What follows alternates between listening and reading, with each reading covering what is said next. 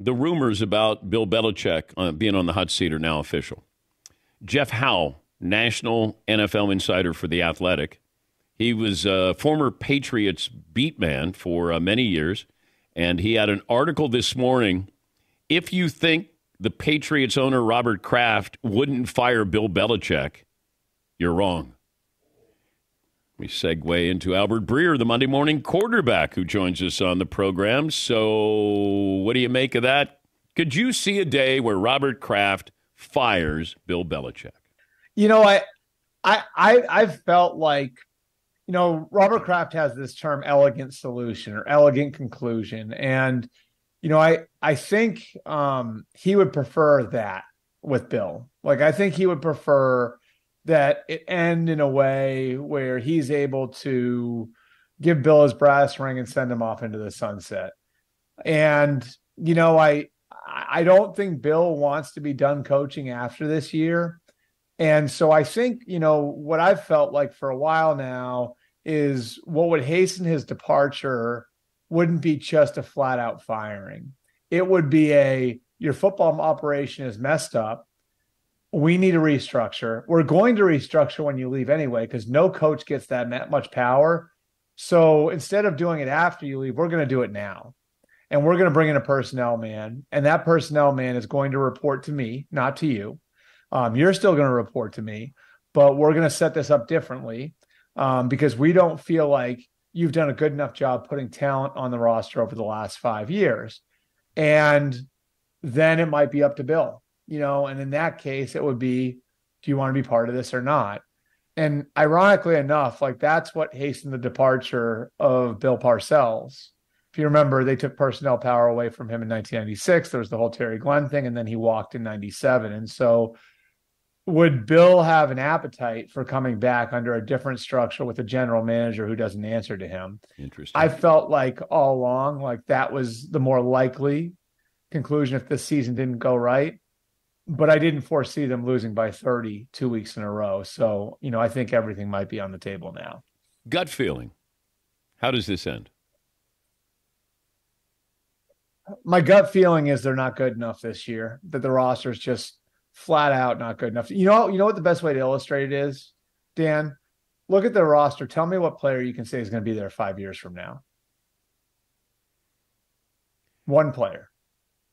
Christian Gonzalez. Yeah. Who's been there for 10 minutes. Yeah.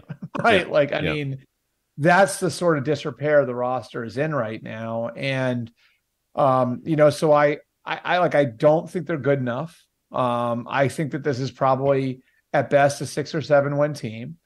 I don't think that's going to be good enough for Robert Kraft. And I think they're going to be at a crossroads at the end of the year. And I don't think if things play out that way, if it's 6 or 7 wins, I don't think Robert Kraft is going to be satisfied to run it back the same way it is now in 2024. And I think that would lead to difficult conversations. And I mean, it's certainly possible. The conclusion could be that Bill Belichick's no longer the coach in 2024.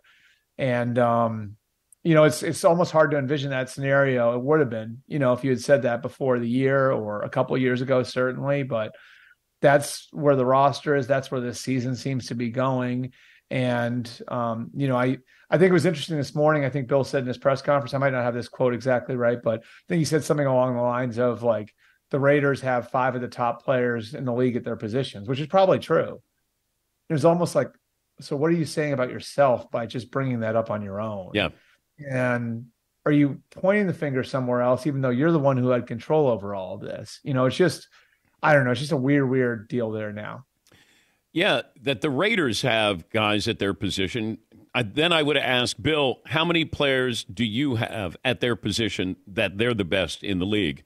And I don't know if he'd answer it, but I do. Probably wouldn't. But I mean, you look at it and it's like, it's true. I mean, it's just they don't have premier talent, and I think the overriding thing is they're still operating like it was 10 years ago. Like I have a guy I'm pretty close with who used to be in the division, an NFL executive who said to me, it feels, and I think this is the best way to put it, it's like Bill is fighting the last war of his way, and he's kept doing things his way despite the league continuing to move in different directions.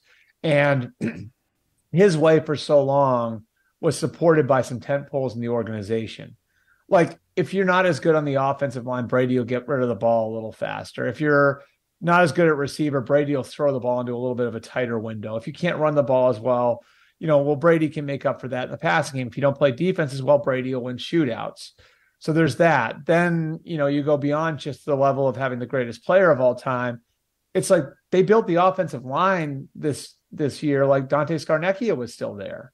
And it's really hard to ask a first-year offensive line coach coming in to perform at that level. And Dante Scarnecchia turned a college wrestler into a Pro Bowl guard, Well, and he was able to make things work so many times with less talent up there. They're still operating like Dante Scarnecchia is there when the rest of the league spends top 10 picks to go get left tackles, Mm-hmm. And so there are so many of these spots that they're left short at.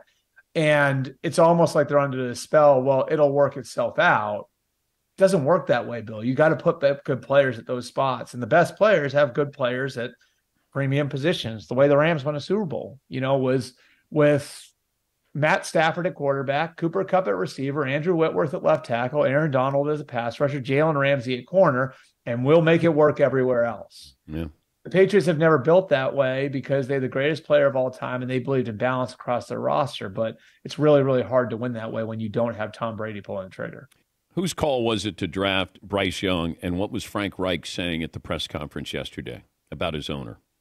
I mean, ultimately, I think it was David Tepper's call. Now, I do know that there was pretty strong agreement that Bryce Young was the correct pick at the time. And I can tell you, just having talked to Frank over the last 4 or 5 months, he really likes Bryce as a player. There's a lot about him that Frank was enamored with before the draft, and so do I know that Frank absolutely positively loved Bryce Young over C.J. Stroud? Maybe not, but I know he liked Bryce Young quite a bit. But he might have had to do that because the owner really loved Bryce Young. Yeah. But I would say I've got a pretty good sense for when someone's BSing me. I don't think Frank's BS'd me with that. Like when I've talked to him about it, at least. Like okay. I do think he really believes in Bryce Young. Again, doesn't mean he didn't like C.J. Stroud also, but I do think he really liked Bryce Young. The idea that Tepper is overbearing is not new.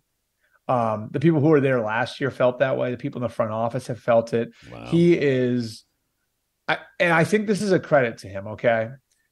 He runs his football team like he runs his other businesses, like he runs his hedge fund.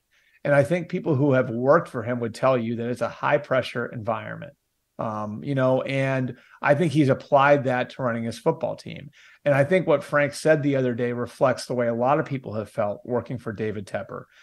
And in Tepper's defense, like I think the owners that apply their business principles to running their football team generally figure out a way to make it work, but it doesn't always happen right away. Like you brought up Robert Kraft, right? It took Robert Kraft a good 6 years to figure it out and hire Bill Belichick. And once they got rolling, they were rolling. But I mean, he screwed it up with Pete Carroll. Now, Pete Carroll wasn't Pete Carroll at that point either. It wasn't the Pete Carroll of USC or Seattle at that point.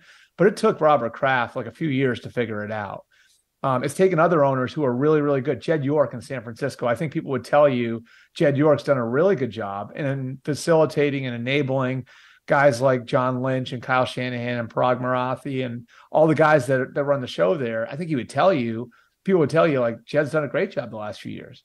He was not well liked by Jim Harbaugh, a decade ago, And so I think a lot of these owners have to go through a process of figuring it out when they get in charge. And I think this was, all of this is part of the process of David Tepper getting there. And unfortunately, oftentimes there's collateral damage along the way. And it's not impossible to envision a scenario where this current regime could wind up being collateral damage.